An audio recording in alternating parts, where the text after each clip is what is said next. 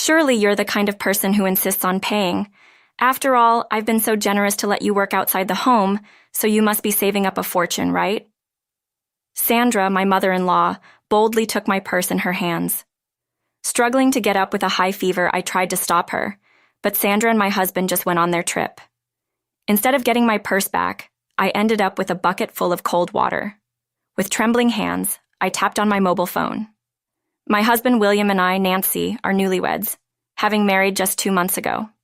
I just turned 23, but I moved here to be with William, who graduated from college 2 years before me and had returned to his hometown after he proposed. In this land rich in nature, where time seems to move more slowly than before, I find the chance to fulfill my childhood dream. That dream is to work in a cafe visited by many customers, where soft music plays, and where I can have pleasant conversations with the guests who relax as they please. I searched for a job with this goal in mind, but while there were openings in restaurants, I couldn't find any in cafes. Eventually, I took a job as a clerk in a beloved local shop that has been around for a long time. Our new home is on the same property as my in-laws' house. Due to the rural nature of William's hometown, where most people own their homes, the few apartments suitable for young people are always in demand and never available. When it came to renting, the only options were old houses, so at William's suggestion, we ended up renting a small house next to my in-laws' house. This was how our married life began, but the most surprising thing was the change in William. While he was kind and reliable from our dating days through the early days of our marriage, moving next to his parents' house turned him into an unbelievable mama's boy. Or maybe he was always a mama's boy, and I just hadn't been able to see it. He managed to hide it so well that mom says and mom thinks became how most of our conversations started, with William believing his mother was always right and the best person to understand him. Sandra, who raised William, is commendable for her continued treatment of her grown son as if he were still a child. Upon seeing me, she openly shows hostility, seeing me as the woman who stole her precious son. What started as minor annoyances from Sandra escalated into harassment that can no longer be described as mere nuisances. Daniel, my father-in-law, and the only person who could have put a stop to Sandra's antics, unfortunately got transferred for work soon after we moved in, making it difficult to rely on him. My situation is far from the dreamy newlywed life I had envisioned. Sandra, who can't seem to rest without attacking me, lives in her large house but visits our small one next door daily to lecture me on what she believes a wife's duties are. I was quickly worn out by Sandra's repeated advice, starting with, "You might not understand because you're young," but telling me to do everything her way and to quit my job to take care of the home. I asked William to mediate, but showing his true colors as a mama's boy, he not only failed to remain neutral, but joined Sandra in lecturing me on how to be a wife. In an unfamiliar land without support even from my husband, who I wished could be my biggest ally, I threw myself into my work to avoid being home. Sometimes, the elderly women who visit the shop as customers would listen to my troubles, but they would just laugh it off, saying harassment by the mother-in-law towards a young wife is quite common. After hearing their own harrowing tales, I even became hesitant to share my woes with the usually sympathetic shop manager. Though I wanted to make friends of my own age, my world is confined to this shop and the in-laws' house.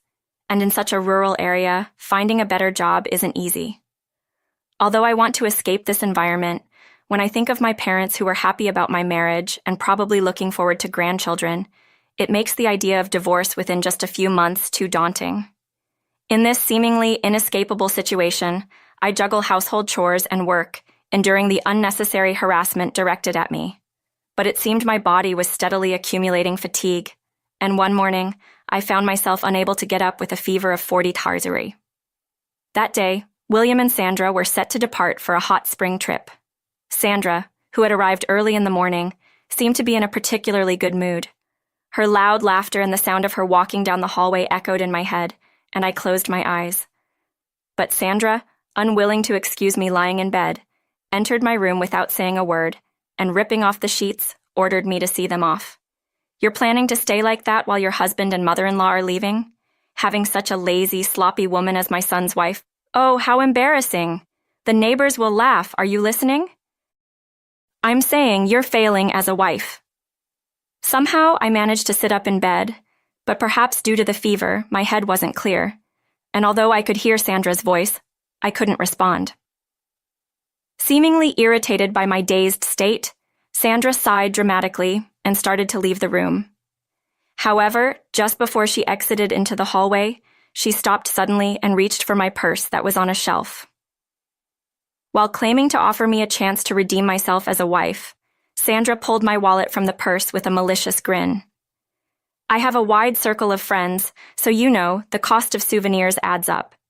A competent wife who understands the importance of neighborhood relations would insist on paying. After all, I've been so generous to let you work outside, so you must be saving up a fortune, right? I tried desperately to stop Sandra from leaving with my purse from atop my bed. The contents of that purse were meant for this month's groceries. Aside from the rent and utility costs for our small house, William started giving Sandra a monthly allowance, and since then, the household money handed to me had significantly decreased. Another reason I couldn't easily quit my job. According to William, with Daniel on a work assignment, he didn't want Sandra to feel lonely and deprived of money for entertainment. But in reality, our own living situation was anything but comfortable. In the countryside where salaries are low, the money I earn doesn't afford us the luxury to let Sandra freely enjoy herself. Yet William failed to understand this no matter how many times I explained. And to make matters worse, despite receiving a sufficient monthly sum from Daniel, Sandra seems to be saving it instead of spending it, likely to avoid getting scolded by the prudent Daniel for splurging. I can't count how many times. I've wished for Daniel's help, but even if I did reach out, Daniel couldn't come back immediately. The thought of Sandra finding out I sought help from Daniel was terrifying, making it impossible for me to contact him. As Sandra was about to walk away with my purse, humming a song, I tried to run after her, screaming for her to give it back. But in reality, I only managed to stagger a few steps from the bed before sitting down, somehow mustering my voice to accuse her of thievery, even among family. Sandra, with a dismissive, all right, stuffed my wallet into her pocket and quickly left the room. I gathered my strength to stand and follow Sandra, but I couldn't muster the energy and could only walk slowly. Then, as I made a little progress, Sandra came back towards me with a bucket full of water. Without hesitation, she dumped the entire bucket of water on my face, laughing so hard she had to hold her stomach as I coughed. Consider that a thank you for the money. If your fever is that high, you should cool down properly. The water is from the shower room, left over from yesterday, so it's nice and cold, right? Hope your fever goes down soon, she said. Instead of scolding Sandra, William, who had been watching, simply laughed. Make sure you dry off properly, he said, and the two of them left for their trip. Coughing made my headache worse, and I felt nauseous as I crawled towards my mobile phone. Feeling at my limit, I tried to call an ambulance, but my body was shaking so badly from the cold water that I couldn't tap the number properly. As I fumbled with the numbers, my consciousness abruptly faded. When I next awoke, I was in the hospital. Rushing to the hospital room after hearing what happened from the nurse was Patricia, my boss at work and William's grandmother. She's someone I could call a benefactor, who offered to take me in at her store when I was struggling to find a place to work. Patricia, who was kind and friendly, employed me in her small-town shop, despite it not being very busy. She thought it odd for the diligent me to miss work without notice, and had apparently tried to contact me several times. However, unconscious as I was, I couldn't answer the phone, and worried, Patricia visited the in-laws' house, only to find me collapsed and soaked in the small house next door. She hurriedly called an ambulance and laughed with relief, saying her life had shortened from the scare. Though my fever was high, I was diagnosed likely with a cold, and after being asked for an explanation for why I was knocked out drenched by both Patricia and the doctor, I explained everything without excluding any details. Patricia was furious about Sandra's treatment and William's attitude, promising to make them reflect while also scolding me. Times have changed from the past. Enduring because you think you have it better is a mistake. Don't take the misery Olympics of the elderly as reference. If you're suffering, it's okay to say so. Your parents for sure care more about the daughter they raised than a grandchild yet to be born.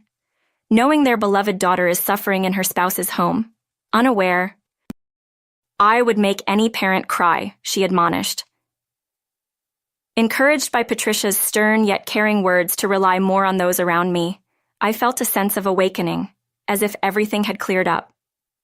After discussing my future with Patricia and the doctor, and since my condition stabilized with treatment after I was prescribed my medicine, it was decided I would stay with Patricia for a while. Because Patricia lived in a different house, saying, "I don't want people to live with me and treat me like an old person when I'm still healthy." I took her offer with relief, grateful for not having to return to that house. When William and Sandra returned from their leisurely 3-night, 4-day trip, they were greeted by Patricia, myself, and a lawyer. Though we convened for a discussion without any talk of their trip, progress was not easy, as expected. When the lawyer explained that throwing water on me, causing me to lose consciousness with a high fever, could have endangered my life had Patricia not called an ambulance, they both started laughing.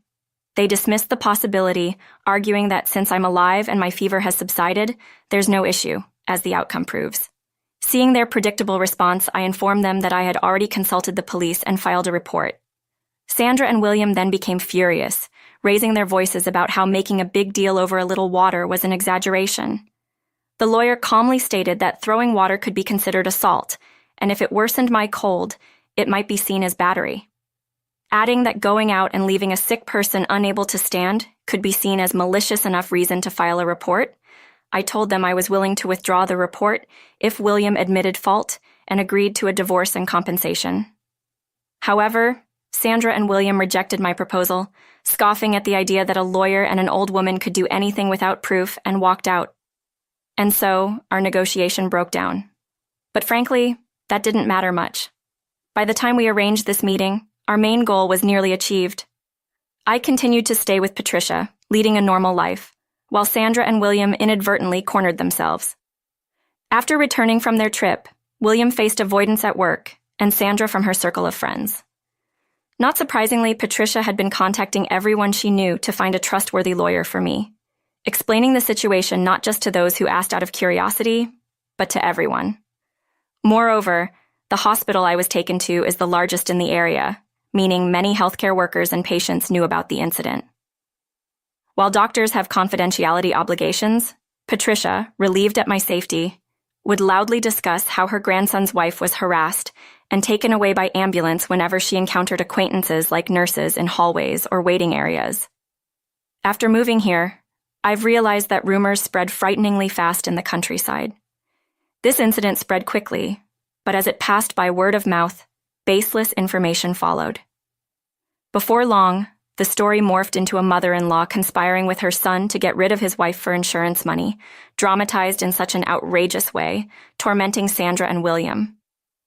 Unable to bear being the subject of whispered conversations from a distance, the two of them came together to Patricia's house, sobbing and offering me a profound apology.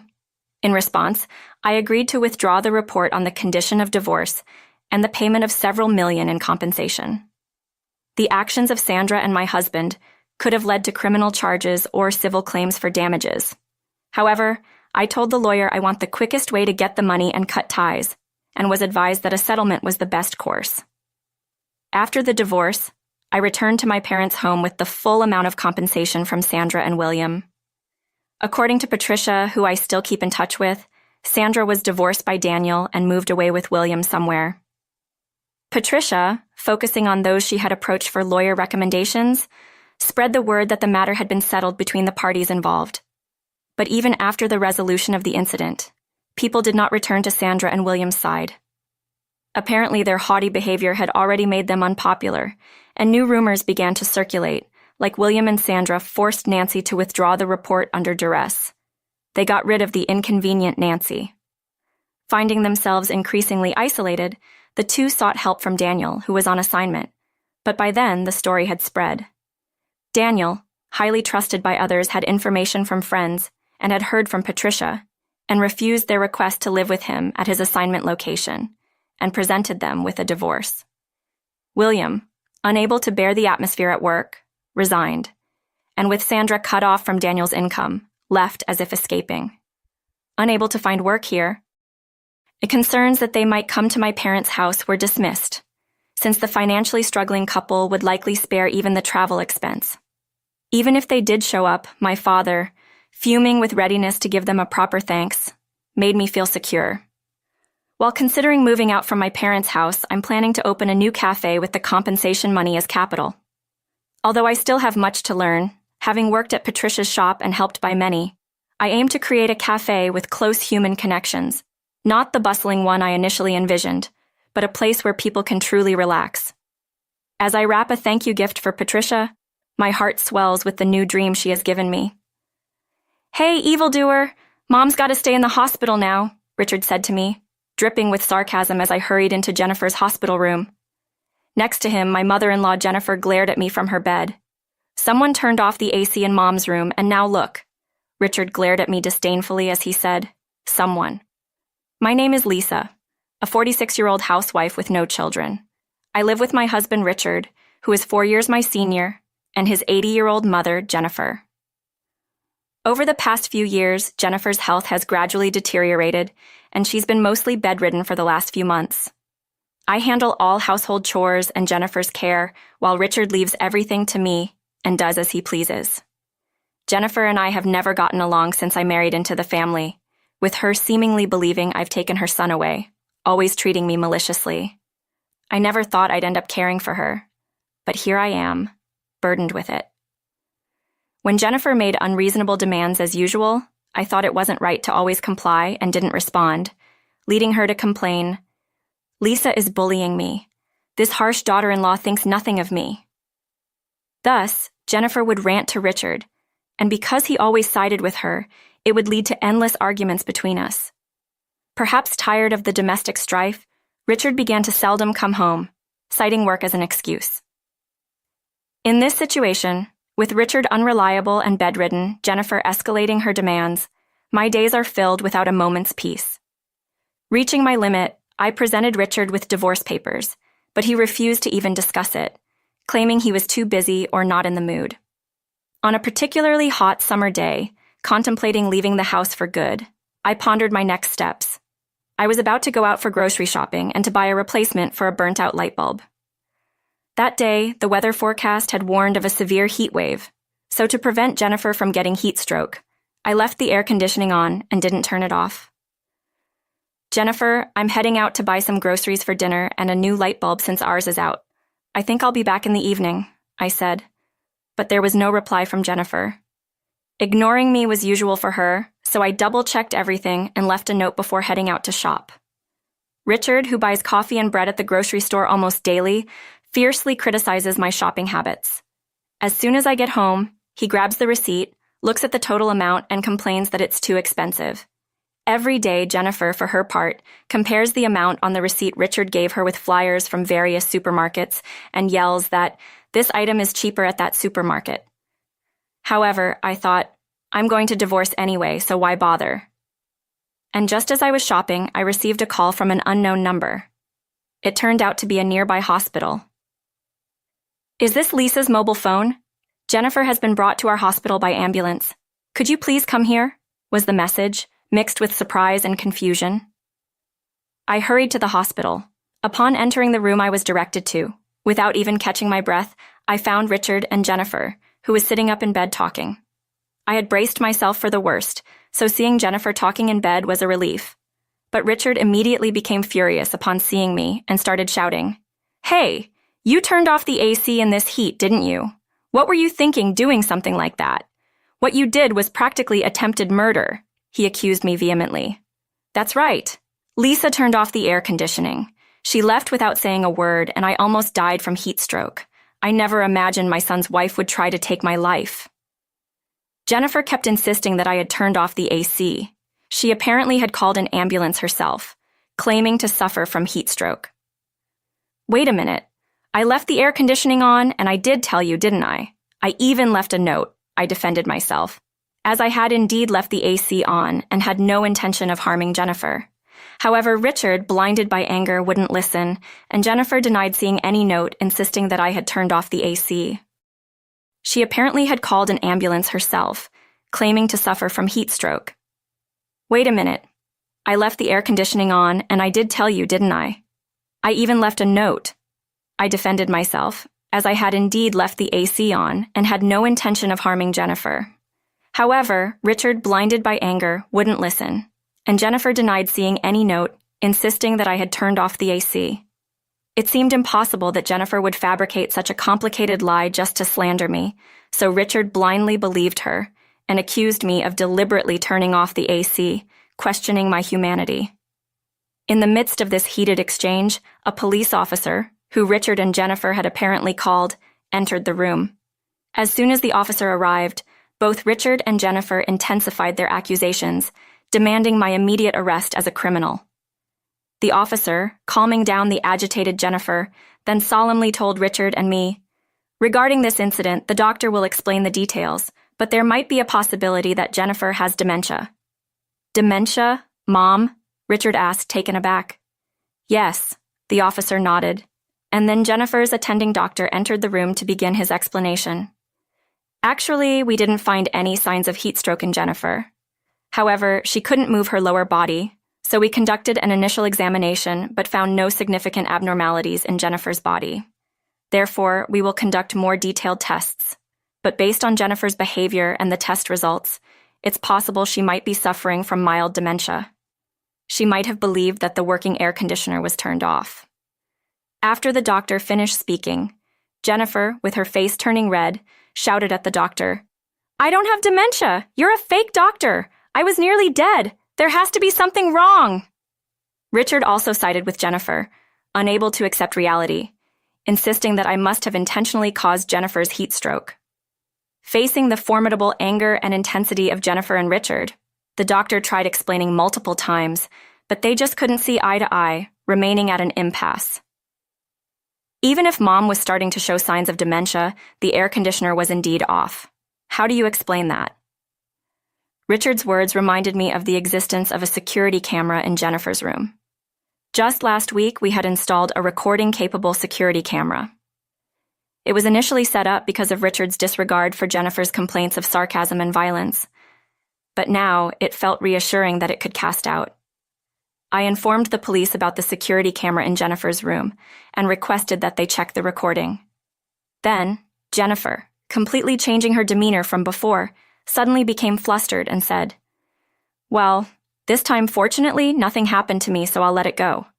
Sorry for having the police come out for nothing. I know you're busy, so everything is fine here now." Noticeably altering her attitude. Suspicious of Jennifer's abrupt 180-degree change in attitude, the police decided to go to my house with me to check the recording. Everyone except Jennifer agreed to review the footage, and Richard was especially unconcerned, saying he didn't mind however much they wanted to check. Jennifer was then taken to the hospital for further examination, resisting desperately as she was led away for testing by the doctor. Richard, the police officer, and I promptly returned home, removed the SD card from the security camera in Jennifer's room, inserted it into Richard's computer, and watched the video together. As the moment Jennifer called the ambulance approached, we saw her supposedly bedridden stand up without any trouble, walk to the air conditioner, and turn it off with the remote. Then she took the note I had left, tore it up meticulously, and threw it away as if pushing it into the trash can. There was no excuse for Jennifer's self-staged drama, leaving Richard bewildered and despondent. Upon returning to the hospital, we found Jennifer waiting in her room after the tests. We told her the whole truth and showed her the newly discovered video of her turning off the air conditioner, prompting Jennifer to start ranting. "Yes, I turned off the air conditioner, but it's because of this strict daughter-in-law of mine leaving me alone for hours to go out and have fun. I just wanted to teach her a lesson," she admitted, acknowledging her self-sabotage. The police took Jennifer's confession, and since it seemed there was no criminal intent, they decided to let her off with a stern warning before heading back to the station. The doctor confirmed Jennifer could move but instructed her to undergo further tests tomorrow as her mobility seemed worse compared to her last visit. If no abnormalities were found, she could be discharged as soon as the next day, he said before returning to his duties. Richard and I left Jennifer's hospital room without speaking a word to each other, overwhelmed by exhaustion, and headed home. I then slept, burdened with an indescribably frustrated feeling. Later, the hospital contacted us, stating Jennifer's condition was age-appropriate without any significant illnesses, and her discharge was arranged for the same day. I responded to the hospital's call, but I left all the discharge procedures to Richard without involving myself. Richard had evidently assumed I would go pick her up and complete the procedures. However, since I remained inactive and the hospital's reminders increased, I reluctantly went to pick her up, completed the procedures, and returned home with Jennifer. Upon our return, a discussion among the three of us ensued, with Richard unleashing his anger about Jennifer's deceit, declaring he would no longer care for her. "I can't deal with you anymore. It seems like you needing care for being bedridden was also a lie. From now on, Lisa and I will live our lives, and you can spend the rest of your days however you please." With that, he distanced himself from Jennifer, who cried, begged for forgiveness, and sought reconciliation. I intervened. "Wait a minute. I absolutely refuse to continue living like this. Let's get a divorce once and for all. Please sign these divorce papers." Saying that, I presented Richard with the divorce papers already filled out on my part. Richard, utterly clueless about what he had done to upset me, looked bewildered and asked, "Wait a minute, Lisa. This doesn't make any sense. Why do we have to get divorced over this incident? Isn't Mom the one at fault here?" I decided to carefully explain all the reasons why I wanted a divorce. "Listen, first of all, in this incident, Richard, you didn't listen to a word I said and just believed Jennifer, even going as far as to insult me as a cruel woman attempting murder. This isn't something new. You've always taken Jennifer's side. I've always felt alone. And now, without any evidence, you concluded it was my doing, went on a rampage, and even called the police, treating me like a criminal. There's no love in that. Furthermore, since returning home, you haven't apologized once. You boldly declared you won't take care of Jennifer anymore, but I've reached my limit. You were never cooperative with the caregiving. I was the one who actually took care of Jennifer, and it was incredibly hard." As I laid out my reasons, Richard glared at me, clearly displeased. "Why bring this up now? I've always said I can't handle taking care of Jennifer anymore. This isn't the first time I've shown you the divorce papers either. Living with you has been impossible from the start, and this incident has made it utterly unfeasible. Will you please just agree to the divorce?" Richard, not liking the undeniable truth and logic, stubbornly refused to consent to the divorce. I remained calm, declared that I would involve a lawyer, and quickly packed my things to leave for my parents' house. A while after leaving, Richard messaged me, easily agreeing to the divorce as I had wished. However, he then started saying that there would be no division of property in the divorce. I immediately tried to contact Richard, but he did not respond, and only the completed divorce papers were sent, cutting off all communication. To uncover the discomfort I had felt for some time, I decided to hire a detective despite the cost to investigate Richard. A few days later, I received the investigation report from the detective, and as expected, Richard had been having an affair for a long time and had started a new life at the in-laws' house with his mistress, finding it convenient that I had left. Included were photos of Richard enjoying shopping hand-in-hand with the mistress, which infuriated me to the peak. Unable to contact Richard, I stormed the in-laws' house at a time I suspected Richard and his mistress would be there. Shocked by my sudden visit, Richard and his mistress watched as I showed them the copied evidence of the affair, saying, "You seem to have been enjoying yourselves. Well, you'll be paying for the affair." With that message delivered, I left the in-laws' house again. On my way back to my parents' house, Richard bombarded me with calls and messages, but I blocked and deleted his contact this time. Later, I submitted the evidence of the affair to my lawyer and successfully won compensation from both Richard and his mistress. As for Richard and his actions afterward, a friend living near the in-laws' house informed me that having paid a substantial amount of compensation, Richard and his new wife found themselves without money, leading to a difficult life. Though they remarried quickly, their poverty seemed to cause daily arguments so loud that the neighbors could hear their shouting. Jennifer, despite not finding any illness after thorough examinations, experienced worsening physical mobility due to her age, ironically becoming truly in need of care, as if her lies had become reality. The mistress, having no experience in caregiving and tired of being forced into it by Jennifer and Richard just as I had been, packed her bags one night while Jennifer and Richard were asleep, left only the filled-out divorce papers, and disappeared. Richard, having betrayed his wife who cared for his parents by having an affair and remarrying only to be left and quickly divorced, became a topic of scorn at work as the worst kind of man, losing his place there. An episode where Jennifer appeared at Richard's company, loudly searching for him and causing a scene added to their reputation as a peculiar family, leading to laughter behind their backs. With the uncomfortable atmosphere at work, Richard started missing days and eventually stopped showing up without notice, leading to his dismissal and loss of job. Now he's doing hard physical part-time work while also taking care of Jennifer. Friends who saw him after a long time mentioned he looked much older than his age, almost unrecognizably so. As for me, thanks to the compensation from both Richard and his mistress, I'm living a financially comfortable life, seeking a fresh start. Although having never worked before, I tried my hand at felt art, something I'd always been interested in. It became popular through social media, and now I'm able to make a living as a felt art designer and teach it to students in my own classes. Freed from Jennifer's malicious harassment, the caregiving duties, and having divorced Richard, who had been a source of stress for years, I'm enjoying a liberated and joyful life. Having devoted so much to Richard and Jennifer, I've decided to live for myself from now on, indulging in my passion for felt art without being bound by anyone